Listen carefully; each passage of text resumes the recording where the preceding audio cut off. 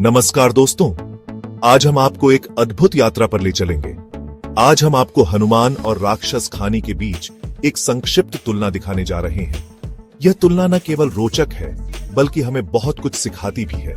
दो अलग अलग दुनियाओं के ये दो किरदार, जिनकी कहानियां और आदर्श हमें बहुत कुछ सिखाते हैं। एक तरफ जहां हनुमान जी अपनी शक्ति, बुद्धि और भक्ति के लिए जाने जाते हैं, उनकी कहानियां हमें साहस और निष्ठा का महत्व बताती हैं।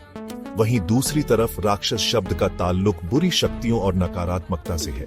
उनकी कहानियां हमें बुराई से बचने की सीख देती हैं। इस वीडियो में हम इन दोनों के बीच के अंतर को समझेंगे और जानेंगे कि कैसे ये दोनों हमारे जीवन में महत्वपूर्ण भूमिका निभाते हैं, और देखेंगे कि कैसे ये दोनों अलग अलग आदर्शों का प्रतिनिधित्व करते हैं। हनुमान जी का आदर्श हमें सकारात्मकता और निष्ठा की ओर प्रेरित करता है। तो चलिए शुरू करते हैं इस रोचक तुलना को। यह यात्रा न केवल ज्ञानवर्धक होगी, बल्कि आपको सोचने पर मजबूर भी करेगी। हनुमान जी हिंदू धर्म के एक बहुत ही महत्वपूर्ण और लोकप्रिय देवता है। वे अपने अद्वितीय गुणों और असाधारण पराक्रम के लिए पूजे जाते हैं। उन्हें शक्ति, बुद्धि और भक्ति का प्रतीक माना जाता है।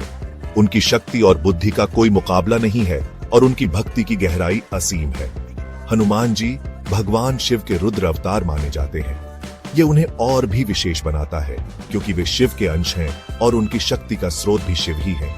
रामायण में हनुमान जी भगवान राम के प्रति अटूट भक्ति और सेवा भाव के लिए जाने जाते हैं। उनकी भक्ति और सेवा की कहानियां हमें प्रेरित करती हैं।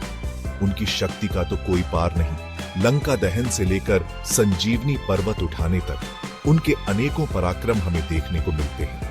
उनकी वीरता और साहस की कहानियां आज भी लोगों के दिलों में जीवित हैं। लेकिन उनकी सबसे बड़ी ही खासियत है उनकी विनम्रता। इतनी शक्ति और पराक्रम के बावजूद वे हमेशा विनम्र और सरल बने रहते हैं। अपनी शक्ति के बावजूद वो हमेशा भगवान राम के चरणों में समर्पित रहते हैं। उनकी भक्ति और समर्पण का यह अद्वितीय उदाहरण है। हनुमान जी का चरित्र हमें सिखाता है कि शक्ति के साथ विनम्रता का होना कितना जरूरी है। यह संतुलन हमें जीवन में सही मार्ग पर चलने की प्रेरणा देता है। वे हमें कर्तव्य पालन, निस्वार्थ सेवा और भक्ति का मार्ग दिखाते हैं। उनके जीवन से हमें यह सीख मिलती है कि सच्ची भक्ति और सेवा ही जीवन का सार है। राक्षस खानी, यह नाम सुनते ही मन में एक रहस्य का भाव उभरता है। यह नाम एक गहरे अंधेरे गुफा के द्वार की तरह है, जो हमें अज्ञात की ओर खींचता है।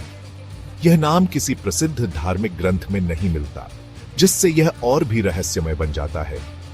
यह एक ऐसा नाम है जो हमें प्राचीन काल की कहानियों और मिथकों की याद दिलाता है। राक्षस शब्द का अर्थ होता है जो राक्षसी प्रवृत्ति का हो, जो क्रूर, भयानक और विनाशकारी हो। यह शब्द हमें उन भयानक प्राणियों की याद दिलाता है जो हमारे डर और कल्पनाओं में बसे होते हैं। हिंदू पौराणिक कथाओं में राक्षसों को अक्सर बुरी शक्तियों का प्रतीक माना गया है। वे उन शक्तियों का प्रतिनिधित्व करते हैं जो अंधकार और विनाश लाती हैं। वे अक्सर देवताओं और मनुष्यों के शत्रु के रूप में दिखाई देते हैं। उनकी कहानियां हमें अच्छाई और बुराई के बीच के संघर्ष को दर्शाती हैं। राक्षसों की कहानियां हमें अच्छाई और बुराई के बीच के संघर्ष को समझने में मदद करती हैं। यह संघर्ष हमें यह सिखाता है कि जीवन में अच्छाई और बुराई दोनों का महत्व है। हालांकि हर राक्षस पूरी तरह से बुरा नहीं होता। कुछ राक्षसों में हमें मानवीय गुण भी दिखाई देते हैं, जो हमें यह सोचने पर मजबूर करते हैं कि अच्छाई और बुराई के बीच की रेखा कितनी पतली हो सकती है। कुछ राक्षसों में अच्छे गुण भी दिखाई देते हैं। वे हमें यह सिखाते हैं कि हर प्राणी में अच्छाई और बुराई दोनों हो सकती है। राक्षस खानी का चरित्र कैसा है, ये तो स्पष्ट नहीं है, लेकिन यह नाम निश्चित रूप से कल्पना को उद्यान देता है।